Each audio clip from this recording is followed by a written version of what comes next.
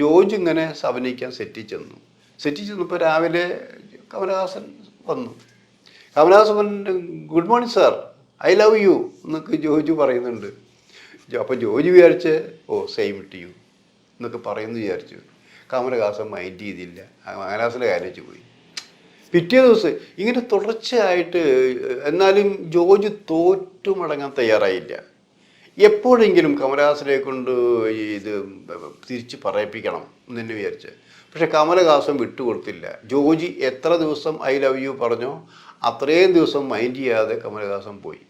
അപ്പം അങ്ങനെ വരുമ്പോൾ ഞാനായാലും നിങ്ങളായാലും മറ്റുള്ളവരും എന്താ വിചാരിക്കും, അവന് എന്തൊരു അഹങ്കാരമാണപ്പോൾ, ഇങ്ങനെയുണ്ടോ അഹങ്കാരം, നമ്മളൊക്കെ സിനിമ കണ്ടിട്ടല്ലേ ഇവർ വളർന്നത് എന്നൊക്കെ ചോദിക്കും. മാത്രമല്ല അദ്ദേഹത്തിൻ്റെ കൂടെ അഭിനയിക്കാൻ ചെന്നപ്പോൾ ഇങ്ങനെയൊക്കെയാണ് പെരുമാറേണ്ടത്.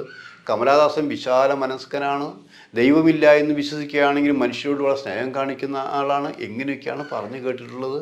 ഇപ്പം എന്താ ഇങ്ങനെ എന്നൊക്കെ ഉള്ളാലേ ജോർജിയും വിചാരിച്ച് കാണും തീർച്ചയായിട്ടും. പക്ഷേ ഞാൻ പറയുന്നതിനേക്കാൾ രൂക്ഷമായിട്ടാണ് പറയുക. ഇത്രയും ദിവസമായിട്ടൊരു മൈൻഡ് ചെയ്തു. ഒന്നുകിൽ അദ്ദേഹത്തിനെ പോലെ ഒരു അഭിനേതാവല്ലേ ഞാൻ.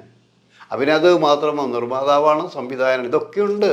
ഇതെല്ലാം ഉണ്ടായിട്ട് ഇങ്ങനെയാണല്ലോ എന്ന് വിചാരിച്ച് ഇത്തിരി വിഷമവും ദേഷ്യമൊക്കെ തോന്നി. ഈ അഭിനയമൊക്കെ കുഴപ്പമുണ്ടായില്ല.